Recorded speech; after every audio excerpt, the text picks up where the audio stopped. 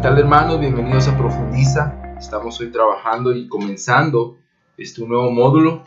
Como hemos hablado desde el inicio, cada uno de los módulos son independientes, ¿verdad? Y comenzamos con el módulo de Panorama del Nuevo Testamento en este año 2018. Hoy van a tener ahí su sumario, ¿verdad? Cada uno de ustedes va a tener su sumario ahí en el modo, en el aula virtual, ahí en el modo van a poder revisar el sumario. Es importante ver cada uno de los puntos. Si tienen alguna duda, escribirme, ya sea por WhatsApp o por aquí mismo por el modo. Es mejor si trabajamos todo por el modo, ¿verdad? La comunicación entre nosotros lo podemos tener por el modo, y eso nos ayuda, nos facilita realmente el poder realizar esta función y el poder tener todo ahí registrado, ¿verdad? A veces hay tantas redes sociales que en Facebook que esto. Vamos a en este módulo trabajar todo por el modo, aunque se puedan cargar algunas cosas en el grupo cerrado de Facebook, pero lo vamos a hacer principalmente todo por el modo. Así que es una plataforma que nos va a ayudar en este curso que es completamente online, ¿verdad? Entonces vamos a trabajar, vamos a revisar el plan del curso, ¿verdad? Lo tienen que revisar, tienen que leerlo, ¿verdad? Y cada uno de los puntos son importantes. Vamos a tener las clases, ¿verdad? Vamos a tener cada una de las clases, incluyendo esta. Vamos a tener 6 clases, vamos a tener 6 sesiones. No tienen que conectarse a la hora, no tienen que estar el jueves a las 6:30, pero vamos a tratar de cargarlas todos los jueves. Y tienen durante el resto de la semana hasta el siguiente jueves para hacer 3 cosas fundamentales. 1, ver la clase, ¿verdad? Ver la clase, revisar la presentación. Número 2, el poder tener las lecturas. Las lecturas las vamos a dividir en 2, ¿verdad? Como ya lo vas a ver en el... vamos a leer Mateo hasta Apocalipsis, ¿verdad? Cada semana vamos a leer cada uno de ellos y se van a leer unas introducciones, ¿verdad? Las introducciones del libro que tenemos, ¿verdad? Asignado para este módulo, ¿verdad? Que es el panorama del Nuevo Testamento por Paul N. Bedware, ¿verdad? Entonces vamos a tener todas esas lecturas. Entonces, un ejemplo para la próxima semana, si tú revisas ahí el plan del curso, vamos a tener para el 15 de febrero la lectura de varias páginas de la 75 al 84, 95, 101, 104, 110. Y también vamos a leer para el 15 de febrero los sinópticos, Mateo, Marcos y Lucas, ¿verdad? Mateo, Marcos y Lucas. Eso es lo que vamos a leer para la próxima semana, ¿verdad? Entonces, así es como lo vamos a leer. Y luego para la siguiente vamos a leer Juan y Hechos, y así nos vamos a ir en cada una de las, ¿verdad? Pueden haber errores, hay que revisar, siempre hay que estar atento y tener una buena vía de comunicación. Y esperamos pues que este panorama, este módulo pueda servir para ayudarnos. Como es un panorama, no vamos a ver detalle a detalle cada uno de los libros del Nuevo Testamento. Eso podría llevar unos años estudiando todo el Nuevo Testamento libro por libro, pero sí vamos a ver cosas fundamentales y necesarias, ¿verdad? Para poder tener esa visión panorámica, ¿no? Donde uno ve todo, tal vez no a detalle, pero está todo ahí, ¿verdad? Como una foto panorámica. No 10 fotos, 20 fotos, 100 fotos, sino una sola fotografía, pero vemos cada uno de los elementos, ¿ok?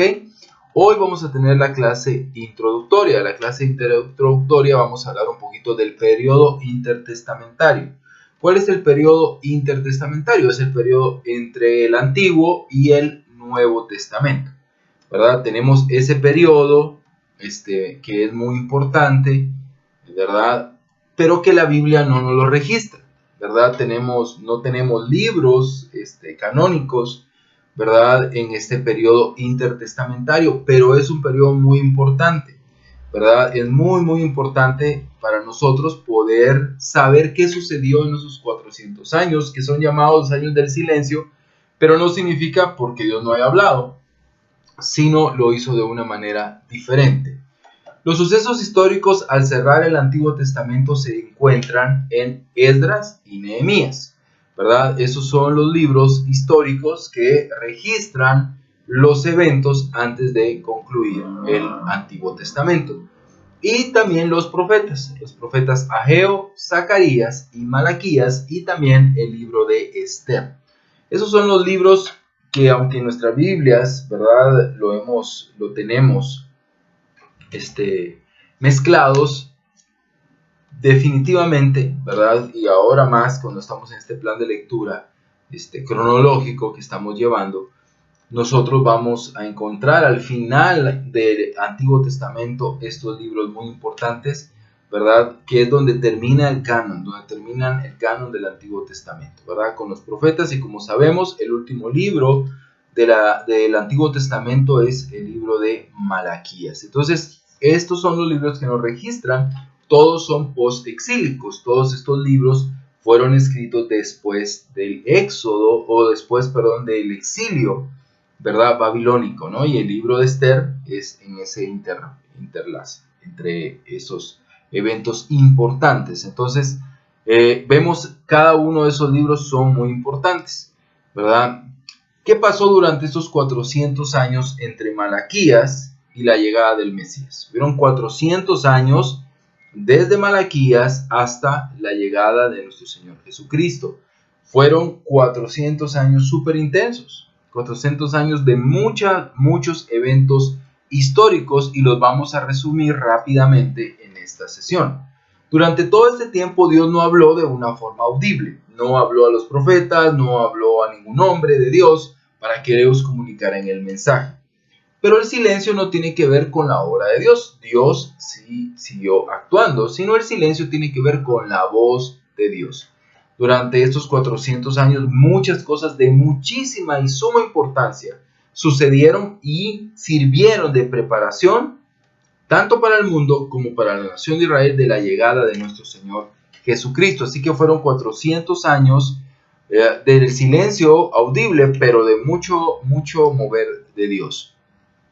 Es un movimiento histórico descrito por Daniel, ¿verdad? Daniel, como profeta, nos enseña qué es lo que iba a pasar, qué es lo que iba a suceder, ¿verdad?, en las profecías de Daniel. Es también un tiempo que está bajo el señorío y bajo la soberanía de Dios. En Daniel 2:21 dice: Él muda los tiempos y las edades, quita reyes y pone reyes, da la sabiduría a los sabios y la ciencia a los entendidos. Es un tiempo de preparación para la llegada de Jesucristo. Nuestras fuentes de consulta para esta etapa, pues obviamente no son libros bíblicos, ¿verdad? Todos, sí, el libro de Daniel, pero principalmente escritores judíos, ¿verdad?, que son llamados apócrifos o pseudoepigráficos o pseudoepígrafes, y los escritos de historiadores como Flavio Josefo, ¿verdad? Ellos son los que registraron, ¿verdad?, todos esos eventos que hoy son parte de la historia mundial, ¿verdad? Son parte de la historia del mundo, pero que para nosotros los cristianos tienen mucho que ver con nosotros. Hay algo importante en este periodo. Este periodo de los 400 años está regido básicamente por 4 reinos que están descritos en el libro de Daniel. Algún día, y espero que lo podamos hacer, ¿verdad?, si es probable este año a finales, tener un curso sobre Daniel específicamente, porque es un libro fascinante sobre la profecía y sobre estos reinos mundiales. Y bueno, tenemos estos reinos, el periodo persa, ¿verdad?, que es el año 539 al 331, ¿verdad?, que es el periodo donde prácticamente termina el exilio babilónico persa. Luego tenemos el periodo griego, en el año 331 al 143 a.C., el periodo asmoneo, que es del año 143 al 63 a.C., y el periodo romano, que comienza aproximadamente en el año 63 a.C., y luego sigue por 1000 años prácticamente, ¿no? Periodo persa, del 539 al 331. ¿Quiénes son los reyes más importantes? Es un periodo de 208 años, ¿verdad? ¿Y cuáles son los reyes más importantes? Son Nabucodonosor y el rey Ciro. Entonces son periodos que acaban con Israel como nación, ¿verdad? Terminan con Israel como nación y da una nueva idea al mundo, pero también al pueblo de Dios, y lo vamos a ver. Y también pues vemos esa parte del exilio, pero también del regreso en ese periodo, en el periodo persa. En el periodo persa vemos el regreso de Israel. ¿Bajo quién? Bajo Zorobabel. Zorobabel no fue un rey. Zorobabel sí era de descendencia davínica, pero no fue un rey como tal, ¿verdad? No fue nombrado por Dios, fue nombrado prácticamente por los reyes persas, pero cumplió una increíble función, y también Dios, bajo lo que vemos en Ageo, ¿verdad? En Zacarías, fue una persona usada por Dios para exhortar al pueblo. Esdras, capítulo 2, del 64 y 65, ¿verdad? Habla de esas partes del 538 al 37. Dice que 42.462 judíos regresaron, reconstruyeron la ciudad, ¿verdad? Y Ageo y Zacarías exhortan al pueblo. Son los profetas. Esdras habla históricamente, pero la exhortación profética está en Ageo y Zacarías.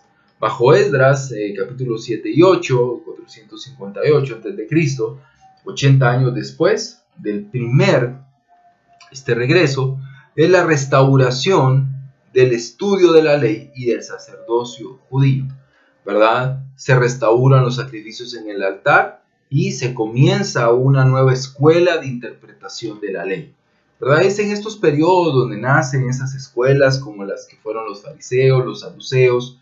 Entonces es un periodo de mucho crecimiento, ¿verdad? En cuanto a la enseñanza bíblica.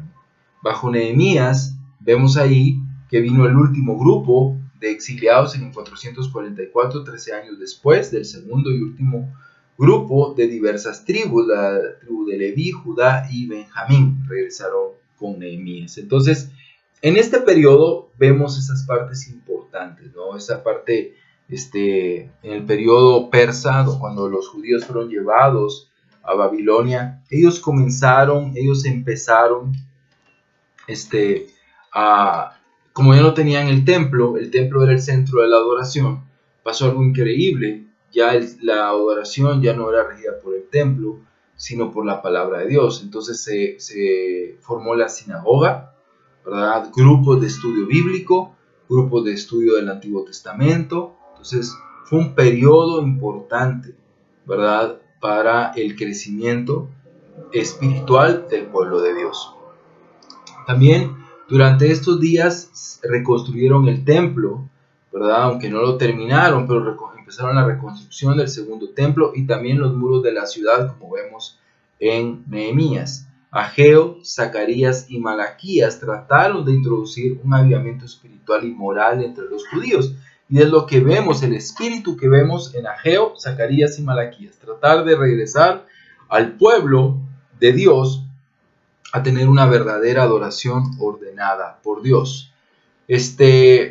Los persas, en este periodo persa hay tres desarrollos importantes. Como vimos, la aparición de la sinagoga, ¿verdad? La aparición de la sinagoga y el origen de la Torá y la Misná, ¿verdad? Son esas recopilaciones, ¿verdad?, de libros sagrados para el pueblo de Israel.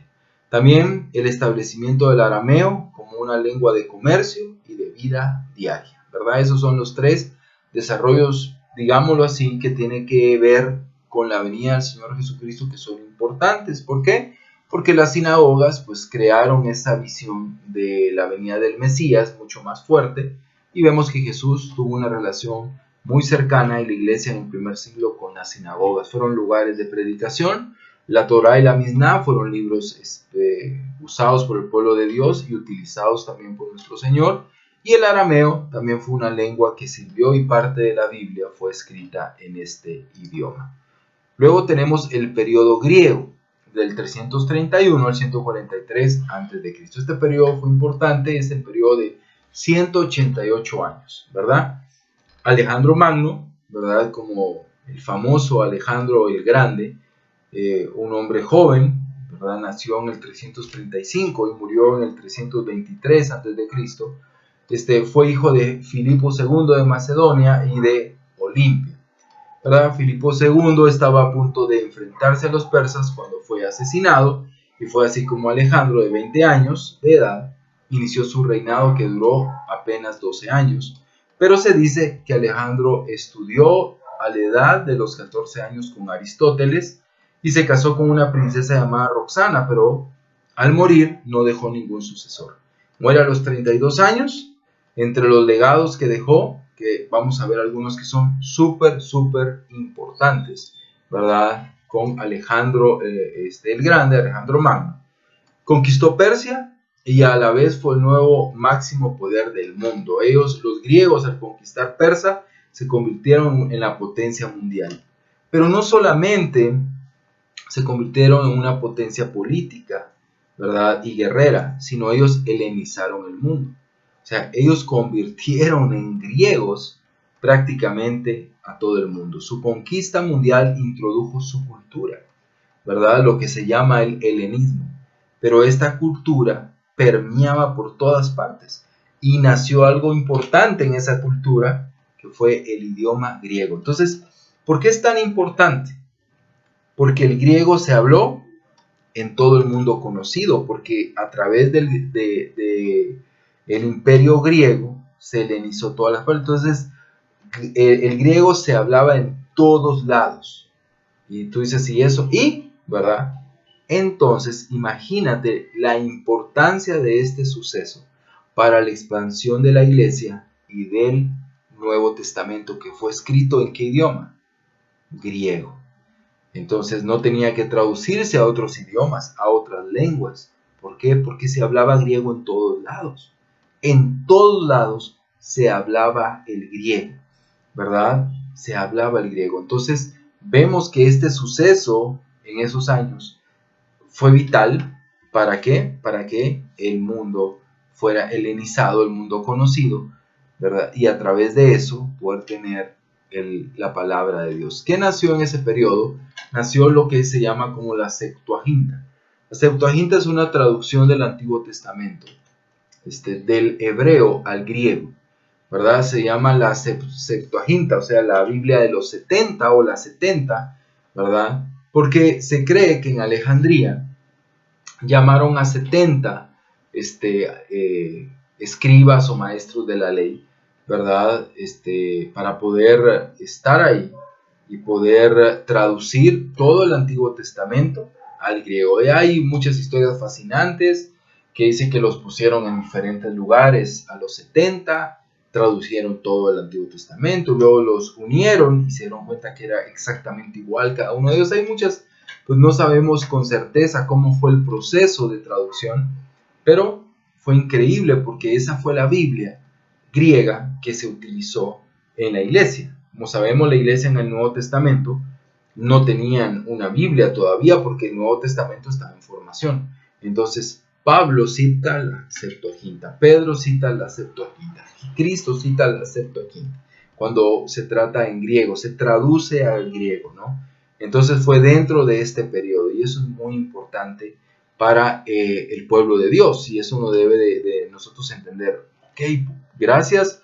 Si lo quieres ver a este mundano que es Alejandro, el Grande, ¿verdad? A este reino pagano, Dios aún utilizó esta parte, ¿verdad? O esta etapa de la historia para preparar todo para la llegada de Jesucristo. Luego, como sabemos, Alejandro el Grande no dejó un heredero, entonces el reino se dividió en 4 y bueno, nacieron 4 reinos, pero el más importante en el año 143 al 63 y que tiene una relación importante con el reino de Dios o con el Nuevo Testamento es el periodo Asmoneo, ¿verdad? Son descendientes directos de los macabeos. Los macabeos son descendientes directos. Entonces vemos algo importante en este periodo. Número 1, en este periodo se crea ya de una manera muy importante 3 grupos sectarios dentro del pueblo de Dios, que son los fariseos, ¿verdad? Los saduceos y los esenios, ¿verdad? una mención importante, sabemos que los fariseos y los saduceos son los más citados en el Nuevo Testamento, ¿verdad? Y vemos que fueron los que estuvieron en contra de Jesucristo. Pero este grupo, llamado los esenios, fue un grupo muy importante porque ellos eran como más o menos como monjes, se separaban, ellos no estaban dentro del pueblo, ¿verdad? Ellos vivían a las afueras, ellos vivían en cuevas, y los esenios eran una secta que guardaba muchos libros, ¿verdad? Tenían los libros sagrados, ¿verdad? Se la pasaban estudiando los escritos, y ellos vivieron en cuevas, y tenemos las famosas cuevas del Qumran, ¿verdad? Que estaban ahí a las afueras de Jerusalén, y que fueron descubiertas en 1947, si no estoy mal, o en los años 40, y encontraron gran cantidad de escritos sagrados, ¿verdad? Encontraron casi todo el Antiguo Testamento, solamente el libro de Esther no estaba. Luego estaba todo el Antiguo Testamento, el libro de Isaías estaba completito está, creo que mide 9 metros y está todavía, o lo puedes ir a ver si tú quieres, puedes irlo a ver ahí a Jerusalén, ahí está en un museo, pero sus escritos, que fueron miles de escritos que encontraron, pues sirvieron y siguen sirviendo para nuestras traducciones hoy en día, ¿verdad? Entonces, fueron grupos que crecieron en el periodo admoneo, ¿verdad? Entonces vemos que fue muy importante. Luego tenemos el periodo romano, ¿verdad? El año 63 antes de Cristo. En el año 63 antes de Cristo, Judea viene a estar bajo el control del Imperio Romano, ¿verdad? Desde el año 63, y se crea un sistema de cobro de impuestos a personas conocidas como los publicanos. Pero es muy importante este periodo, ¿verdad? Porque toma el control, ¿verdad? Toma el control, subyugaba cruelmente, pero dio libertad religiosa, y eso es muy importante. Creó un momento único de expectativa mesiánica. O sea, cuando los romanos controlaron, ¿verdad? Ocuparon Judea, creó en el pueblo de Dios una hambre, ¿verdad? Un deseo de ver al Mesías. Entonces creó una expectativa mesiánica muy importante, ¿verdad? Pero una de las partes más importantes y vitales de este periodo fue las carreteras y caminos. El Imperio Romano construyó toda la red de carreteras. ¿Has escuchado el dicho, todos los caminos llevan a Roma? Pues así era. Todos los caminos llevaban a Roma. Y luego la pregunta, ¿y eso qué tiene que ver? Pues que por esas carreteras transitaron los misioneros.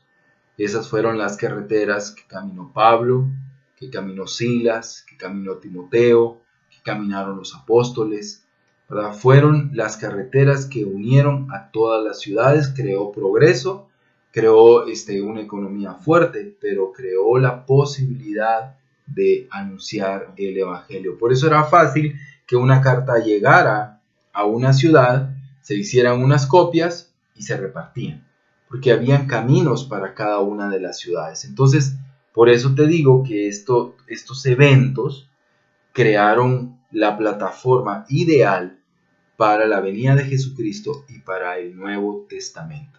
En el Imperio Romano también tenemos a los escribas, a los herodianos, a los celotes y al Sanedrín, ¿verdad? Tenemos al Sanedrín, que fueron grupos importantes dentro de este periodo. El Sanedrín es una palabra que significa sentarse juntos. Esta palabra lleva la idea de un grupo legislativo o concilio. El Gran Sanedrín era un concilio nacional de los judíos, como una corte suprema, y consistía en 71 miembros, teniendo al sumo sacerdote como el presidente. Su lugar de reunión, hasta que existió, siempre fue el templo de Jerusalén. Entonces, resumen de los imperios. Tenemos el imperio persa, la sinagoga, la ley oral y el arameo. Luego el imperio griego, el helenismo, el mundo griego, el idioma mundial, ¿verdad? Helenizaron el mundo, y el griego como el idioma mundial.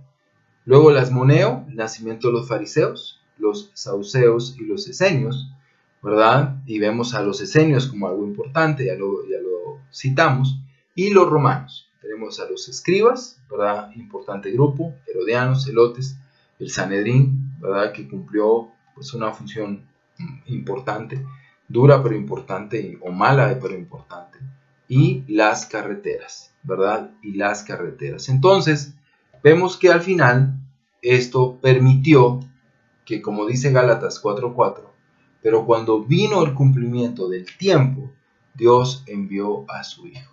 Hermanos, tan importante es este periodo. Este periodo de 400 años, estos 4 reinos cumplieron cada uno de ellos una función muy importante. Muy importante, que si hubiésemos quitado, por eso Dios es perfecto y Dios trabajó en medio de eso, hubiésemos quitado a los griegos, no se hubiera podido evangelizar el mundo. Hubiésemos quitado a los romanos, no se hubiera podido evangelizar el mundo como se hizo. Si se hubieran quitado a los almoneos, no se hubiera tenido esos escritos como los que tenemos. Entonces, cada uno de los periodos son importantes. Entonces, esta pequeña clase es la clase de hoy, ¿verdad? Y ese periodo te animo a que puedas leer, a que puedas estudiar.